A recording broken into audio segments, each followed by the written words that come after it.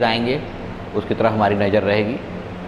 उस बीच में जो अपन धारा का चुंबकीय प्रभाव पढ़ रहे थे, तो कल मैंने एम्पियर का सर्किटल नियम बताया था, ठीक है, बंद परिपथ का नियम। अब उसी से संबंधित कुछ आर्टिकल्स अपन कर रहे थे। इसमें दो कर चुके थे, एक सीधे लंबे तार के कारण चुंबकीय क्षेत्र की तीव्रता निकाले थे, और एक निकालेंगे आज किसी सोलेनॉइड या किसी परिनालिका, सोलेनॉइड को परिनालिका भी बोलते हैं हिंदी में,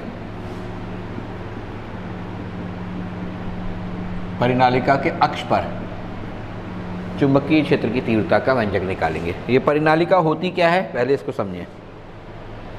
परिनालिका हमारे जितने भी विद्युतीय उपकरण हैं या फिर इलेक्ट्रॉनिक उपकरण हैं, उनमें प्रयुक्त होने वाला बहुत महत्वपूर्ण हिस्सा है।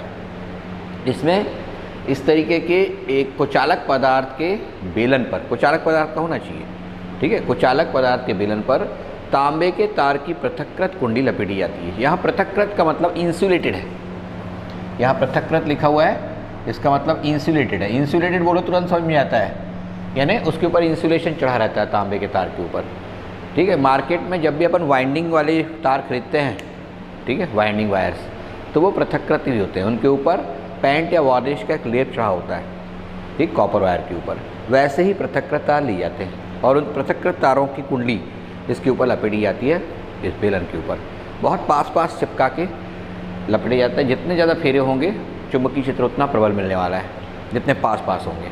और अब इसको, इसके सिरों के बीच एक बैटरी, रियोस्टेट धारा परिवर्तक और एक कुंजी को जोड़ दिया जाता है, ठीक है, और इसे एक रेशम की हल्की डोरी की सहायता से दृढ़ आधार से लटका देते हैं। अभी कुंजी खुली हुई है, तब ये किसी भी स्थिति में रुकेगा, जो स्थिति बैलेंस में आ जाए, ठीक है। उत्तर दक्षिण दिशा में हमेशा नहीं रुकेगा, पर पूर्व पश्चिम कोई भी दिशा में रुक जाएगा, रुका हुआ है। और अब हम कुंजी को जैसे ही जोड़ते हैं, तो कुंजी को जोड़ते साथ हम पाते हैं कि ये परिनालिका घूमने लगती है और घूम करके आखिर में ठीक उत्तर दक्षिण दिशा में ही ठहरती है, ठीक है। उत्तर दक्षिण, नॉर्थ साउथ डायरेक्शन में ही बैलेंस आती है। इसका क्या मतलब है, हमको पता है कि उत्तर दक्षिण दिशा में ठीक चुंबक ही स्थिर होते हैं, तो इसका मतलब इसके पास चुंबकत्व का गुण आ गया है। इसके पास यदि कोई लोहे का टुकड़ा लेके जाओगे, तो लोहे के टुकड़े इससे आकर्षित होने लगते हैं, लोहे के टुकड़े इससे आकर्षित होने लगते हैं, ठीक है, यानी बिल्कुल ये चुंबक की तरह व्यवहार करने लगता है, ठीक है। तो ये जो युक्ति होती है, इसे परिनालिका कहते हैं। जब भी किसी विद्युतीय उपकरण में या फिर किसी इलेक्ट्रॉनिक उपकरण में चुंबक की आवश्यकता होती है, तो सीधा चुंबक का उपयोग नहीं करते जो मार्केट में हमको मिलता है, उसके स्थान पर इस परिनालिका का उपयोग होता है। कारण है कि परिनालिका में हम धारा का मान बढ़ा के घटा के उसकी तीव्रता को कम ज़्यादा कर सकते हैं। नंबर 2, फेरों की संख्या को कम ज़्यादा कर सकते हैं, उससे भी चुंबकीय क्षेत्र बदल जाता है, ठीक है। और इसीलिए हम इसी उपकरण का उपयोग करते हैं। इससे भी, इसके अलावा एक और विशिष्ट प्रकार की परिनालिका प्रयोग में लाते हैं, जिसको टोरॉइड बोलते हैं, ठीक है, टोरॉइड, ठीक। ये टोरॉइड इस तरीके की आकृति होती है। इसी को यदि इस बेलन को ऐसे गोल घुमा दें, ठीक है, और वृत्तीय आकृति दे दें इस तरीके से, ठीक, ये फेरे इसके ऊपर लपेटे गए हैं जो दिख रहे हैं अपने को, तांबे के पृथक्कृत तारों की कुंडली, तब इसमें धारा प्रवाहित करने पर भी इसके केंद्र में और इसके अक्ष पर चुंबकीय क्षेत्र उत्पन्न हो जाता है और ये चुंबक की तरह व्यवहार कर सकता है।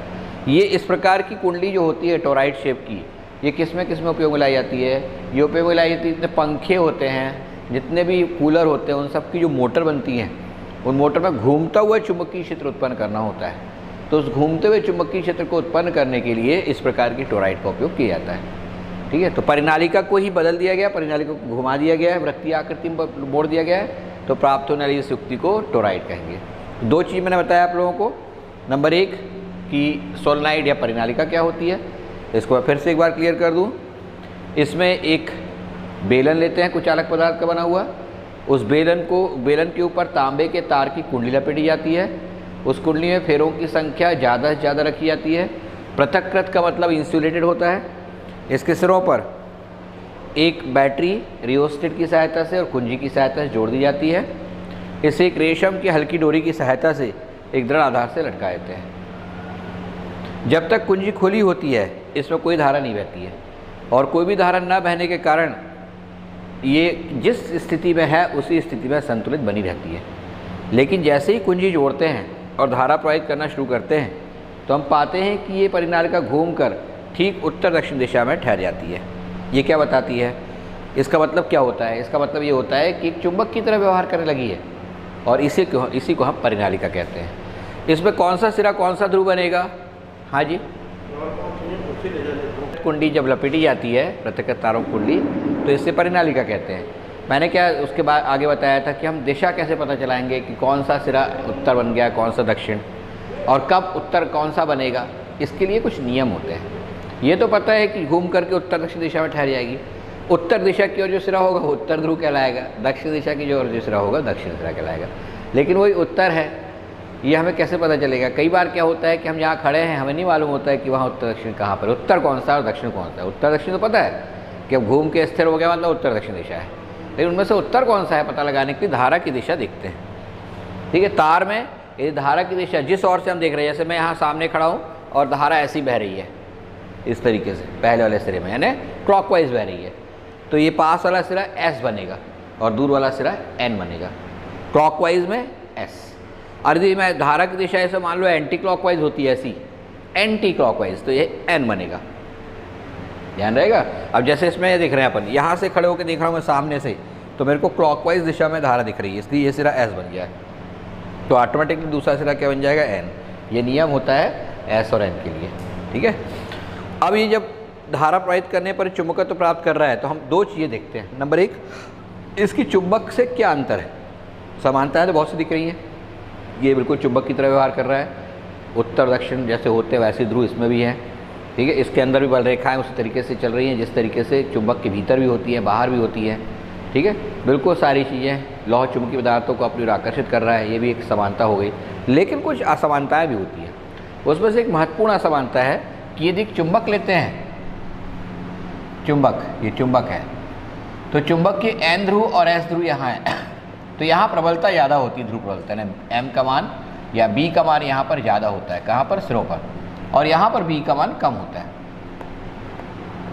दोनों सिरों पर ज़्यादा होता है। इसमें उल्टा होता है, इसमें यहाँ अक्ष पर यदि कोई बिंदु P लेते हैं तो वहाँ चुंबकीय क्षेत्र की तीव्रता सबसे प्रबल होती है, और वो कितनी होती है? B एट P की वैल्यू μ0 Ni, हम निकालेंगे इसको अभी, है ना। यहाँ स्मॉल n क्या चीज़ है? उस परिनालिका के एकांक लंबाई में फेरों की संख्या। यदि कुल फेरे कैपिटल N हो और लंबाई L हो तो N/L ये स्मॉल n की वैल्यू है। इसके दोनों सिरों पर जैसे यहाँ पर अपने नाम लिए A और यहाँ पर कोई बिंदु ले लिए B, तो BA या BB का मान ये μ0 Ni के/2 होता है, ठीक आधा होता है। इसका मतलब केंद्र पर अक्ष पर सबसे ज़्यादा बीच वाले हिस्से में, जबकि दोनों सिरों पर चुंबकीय क्षेत्र कम होता है। ठीक, ये ठीक उल्टा है, क्योंकि हम पढ़ चुके हैं कि एक चुंबक में उसका उल्टा होता है, चुंबक के दोनों सिरों पर चुंबकत्व तो प्रबल होता है और बीच में कम होता है। ठीक है, देखा होगी मैंने जैसे बताया, इसी को न गोल घुमा देंगे, मोड़ देंगे, तो ये क्या बन जाएगी? टोराइड। ठीक है, ये चित्र आप देख चुके होंगे। इन दोनों का ही उपयोग विद्युतीय उपकरणों में और इलेक्ट्रॉनिक उपकरणों में चुंबकत्व उत्पन्न करने के लिए होता है। अब हम पता लगाना चाहेंगे कि P पर चुंबकीय क्षेत्र की तीव्रता μ0 Ni है, तो कैसे निकाली गई? ठीक है, तो पहले मैं एम्पियर के नियम से बताऊंगा, फिर इसी आर्टिकल को हम बायो-सैवर्ट के नियम से भी करेंगे, और देखेंगे दोनों में से जो सस्ता पड़ेगा परीक्षा में उससे करेंगे। ठीक है, तो दोनों को अपन कर लेते हैं।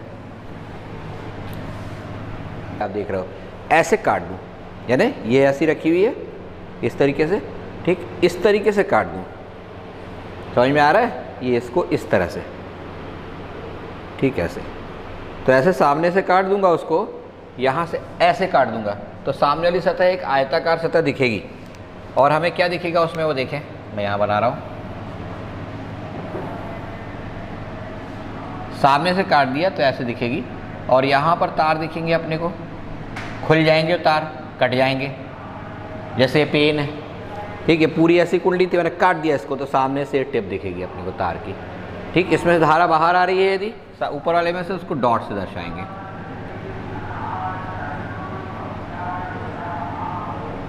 और नीचे भी दिखेगी इस तरीके से।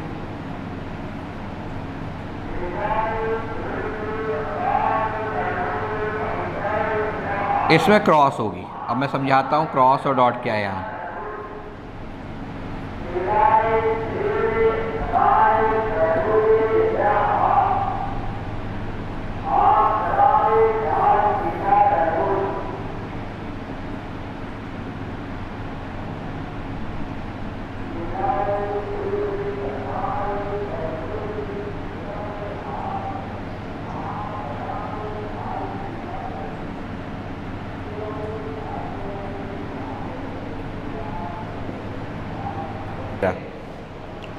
इसको इस तरीके से काट देंगे अपन, ठीक है। तो हम देखेंगे कि ऊपर ये तार के सिरे खुल गए हैं, ये तार ऐसा था, ठीक, इसके ऊपरी सिरे खुल जाएंगे।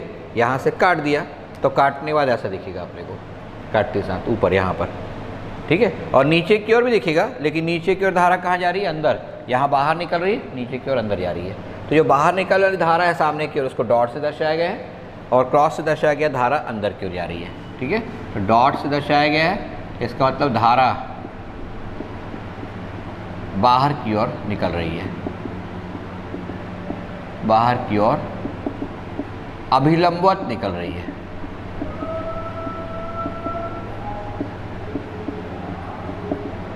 ये इसका अर्थ है, अभिलंबवत। और यदि क्रॉस बना हुआ है तो इसमें तल के लंबवत भीतर की ओर जा रहा है, धारा तल के अभिलंबवत भीतर प्रवेश कर रही है। तो ऐसा नहीं है कि सिर्फ चुंबकीय क्षेत्र को ही डॉट और क्रॉस से दर्शाया जाता है, कोई भी किसी की भी दिशा दर्शाना हो, तल के अभिलंबवत बाहर या अंदर की ओर है तो उसको डॉट और क्रॉस से ही दर्शाते हैं। तो अब हमको इस बिंदु P पर चुंबकीय क्षेत्र की तीव्रता निकालना है। इसकी त्रिज्या कितनी है, R है। तो हम क्या करते हैं, एक एम्पीरियन लूप की कल्पना करते हैं जो इस बिंदु P से होकर जा रहा है। यहाँ एम्पीरियन लूप AB बना लोगे और ऊपर की ओर या नीचे की ओर ले सकते थे, मैंने ऊपर की ओर लिया। R अंदर है तो R बाहर तक, ठीक है, यहाँ तक एक एम्पीरियन लूप ले लेंगे, तभी वो इसके परिता कैसा होगा, सममित होगा, ठीक है। तो सममित ले लिए ABCDA, ये इसका नाम हो गया। ये क्या कहलाएगा, एम्पीरियन लूप, एम्पीरियन लूप, ठीक। इसकी चौड़ाई मान लिए कि वो कितनी है, B है, ठीक है। लंबाई यहाँ से यहाँ तक तो 2R होगी, कोई दिक्कत ही नहीं है, ठीक है। जब इसमें धारा प्रवाहित करेंगे तो अपने को पता है किसी कुंडली में धारा प्रवाहित करते हैं तो उसके तल के अभिलंबवत चुंबकीय क्षेत्र होता है। तो चुंबकीय क्षेत्र की दिशा इधर की होगी, पता है, लेकिन कितनी होगी वो हम निकालने जा रहे हैं। यहाँ पर भी और यहाँ पर भी की दिशा इधर होगी, ठीक है, इस बिंदु A पर भी और इस बिंदु B पर भी। अब इसके बाद एम्पियर के सर्किटल नियम से इसके भीतर अपन फॉर्मूला क्या लगाते हैं, याद है ना, linear integration of B dot DL बराबर μ0 टाइम्स ऑफ उस बंद परिपथ में या एम्पीरियन लूप में, एम्पीरियन लूप में कुल धारा, ये लेते हैं, ठीक है। अब B को अपने को किसके लिए निकालना है, ABCDA, मैंने बताया था हमेशा बंद लूप के लिए लेते हैं इसको अपन, ठीक है। तो उस कंडीशन में अपन क्या करेंगे, अच्छा पहले एम्पीरियन लूप में कुल धारा बताएं। एक तार में से I धारा है, या अपन बोले एक फेरे में I धारा है, तो इसके अंदर कितने फेरे हैं, एकांक लंबाई में कितने फेरे लिए अपन ने, एकांक लंबाई में n फेरे हैं। तो B लंबाई में n इंटू B फेरे होंगे। B लंबाई ने यहाँ से यहाँ तक की 1 2 3 4 5 ऐसे दिखाई दे रहे हैं। यहाँ से यहाँ तक अपन उन फेरों को गिनेंगे। एकांक लंबाई में कितने फेरे हैं, जैसे कि बताया था मैंने, स्मॉल n मान लिए है, तो B लंबाई में कितने हो जाएंगे, n इंटू B फेरे होंगे। एक फेरे में एक I धारा है, इसलिए n इंटू B फेरों में कितनी धारा होगी, कुल धारा, ये बराबर होगी NB इंटू I।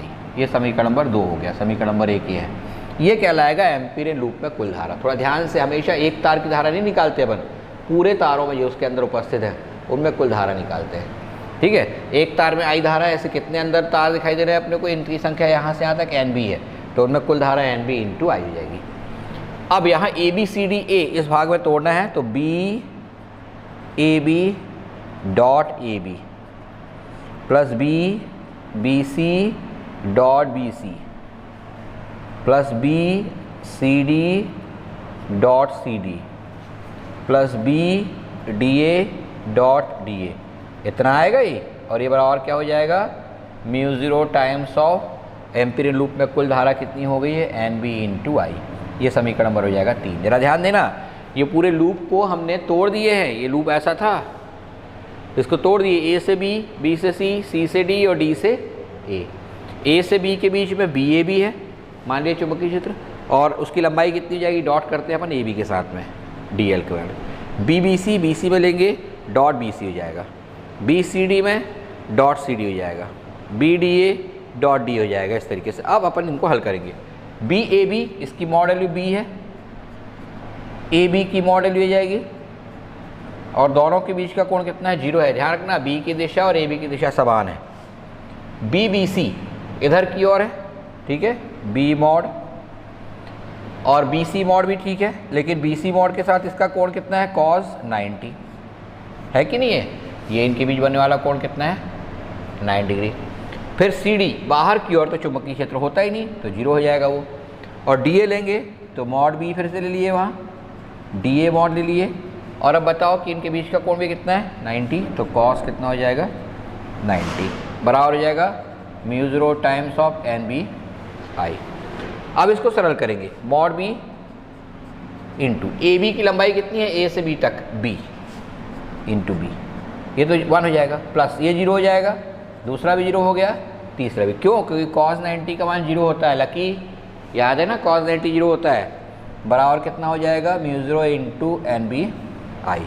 अगली स्टेप में और जमा लेंगे इसको, क्या लिखेंगे, अगली स्टेप में लिखेंगे मॉड बी इंटू बी, बाकी तो सब 0 हो गए, बराबर μ0 एन बी आई। ये बी से बी हो जाएगा कैंसिल, तो मॉड बी बराबर कितना मिल जाएगा, μ0 एन आई। ये इतना इसका आर्टिकल हो गया। बहुत कम स्टेप्स हैं और बहुत आसानी से हल हो जाता है। ठीक, किसी भी को भी यदि कोई शक हो तो इसके बाद पूछ सकता है, मैं एक बार फिर इसको रिपीट करूँगा। ठीक है, किसी को भी कहीं पर क्षेत्र की तीव्रता ज्ञात करो, ठीक है, तो काफ़ी अलग और काफ़ी लंबा हो जाता है, उसको अपन डिस्कस करेंगे। μ0 एन आई में एन क्या चीज़ है, एकांक लंबाई में फेरों की संख्या। इसका आप लोग एक शॉट लेके रख सकते हो, ठीक, एक फ़ोटोग्राफ ले सकते हो इसका, ठीक है, इसका एक फ़ोटोग्राफ ले सकते हो। फ़ोटोग्राफ लेने के बाद क्या होगा कि अभी मैं आपको इसके तुरंत बाद अक्षीय इसी को बायोसर्ट के नियम से निकाल के दिखाऊंगा, उसका भी फ़ोटो लेना, दोनों को साइड बाय साइड में लग करके फिर एक बार रिपीट करना, रिवीजन करना कि दोनों में से कौन सा तुम्हें ज़्यादा जल्दी बनेगा परीक्षा में। समझ में तो दोनों आ जाएंगे, लेकिन परीक्षा तालिका को फिर से एक बार बनाना होगा, लेकिन वही उसका जो काट है उसी को सिर्फ प्रदर्शित करेंगे। ठीक, यहाँ एक बिंदु P ले लिए, एक छोटा सा अल्पांश यहाँ पर ले लेंगे ए बी। ठीक है, बिल्कुल इस तरीके से मैं यहाँ पर दिखाऊं, जो पेन है इस पेन में अपन ने पूरी कुंडली लपेट दी है, ठीक है, और इसके अक्ष पर कहीं बिंदु, यहाँ भी बिंदु है, पूरा लंबा है, उसके यहाँ बिंदु P बिंदु लिया गया जिस पर अपने को चुंबकीय क्षेत्र निकालना है। तो हमने एक छोटा सा अल्पांश जो यहाँ पर ब्लैक कलर की पट्टी दिख रही है ए बी, इसको मान लिया, ये रेड कलर की पट्टी को मान लो। ठीक, उसमें फेरों की संख्या निकालेंगे कितनी होगी, उसके कारण हम चुंबकीय क्षेत्र निकालेंगे। ध्यान रखें कि इस पट्टी में, इस लाल रंग की पट्टी में या इस काले रंग की पट्टी में जितने फेरे होंगे उसके लिए बिंदु P उसके अक्ष पर स्थित बिंदु P होगा, जो अपन ने याद है अभी निकाले थे, कुंडली के अक्ष पर चुंबकीय क्षेत्र की तीव्रता। उसका उपयोग करेंगे। सीधे बायोसेवर्ट का उपयोग नहीं होता, बल्कि बायोसेवर्ट के नियम से जो हमने कुंडली के अक्ष पर चुंबकीय क्षेत्र निकाले थे उसका उपयोग होता है। ठीक है, तो ये छोटा सा हिस्सा ए बी ले लिया गया, इसको अपन ने ए से मिला दिया इस तरीके से, और इसको बी से मिला दिया। ठीक, और अब इस पर एक लंब डाल दिए, जैसे इसके पहले एक आर्टिकल में हमने किए थे। ये लंब हो गया, सी हो गया। ये कोण मान लिया अपन ने कि ये वाला कोण अल्फ़ा है, ठीक है, और ये छोटा सा कोण डी अल्फ़ा है। तो ये कोण अल्फ़ा है, तो ये वाला कोण भी कितना होगा, अल्फ़ा होगा। अल्टरनेटिंग कोण ये और ये, इसको एक रेखा कट करी तो ये अल्फ़ा होगा, तो ये भी अल्फ़ा होगा। ठीक है, ए सी लंब है, ध्यान रखना, ए सी जो है वो लंब है, किस पर लंब है, वो लंब है पी बी पर, याद रखेंगे। ये दूरी जो है उसको y मान ली है अपन ने, इसकी त्रिज्या अपन जानते हैं r है, और ये दूरी यहाँ से यहाँ तक मान ली कितनी, x है। ये दूरी है, ये दूरी यहाँ से यहाँ तक की दूरी लगभग समान आएगी, क्योंकि छोटा सा हिस्सा जो है इसकी लंबाई कितनी होती है, dl या dx भी लिख सकते हैं इसको। ठीक है, ये लंबाई यहाँ से यहाँ तक ये dl है, a से b तक की। ए बी की लंबाई कितनी ली है अपन ने, सूक्ष्म अल्पांश होने के कारण dl। एकांक लंबाई में फेरों की संख्या n है, इसलिए dl लंबाई में फेरों की संख्या ये कितनी होगी, n इंटू dl, ये dn बराबर होगी। ठीक है। अब इस AB भाग में उपस्थित वृत्तीय कुंडली के अक्ष पर P स्थित है। इसके इन जो कुंडलियों की जो कुंडली दिख रही है उसके अक्ष पर बिंदु P है। इसलिए dB मॉड बराबर μ0/4 पाई, क्या निकाले थे याद है, 2 पाई dni r स्क्वायर के बटे r square plus x square, या सीधा उसको लिख देंगे y क्यूब। ये सूत्र निकला था किसी कुंडली के अक्ष पर चुंबकीय क्षेत्र की तीव्रता, वहाँ n किया कितना लिख दिए, dn लिख दिया गया। अब dn का मान 1 से रख देंगे,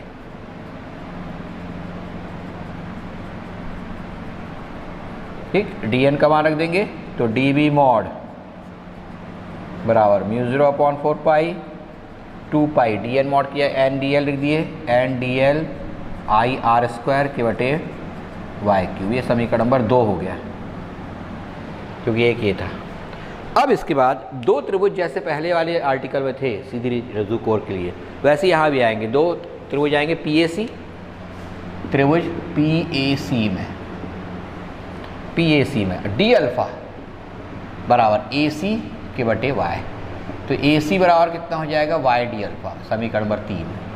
फिर त्रिभुज ABC में, मैं इसलिए जल्दी कर रहा हूँ क्योंकि ये तुमको समझ में आ गया था।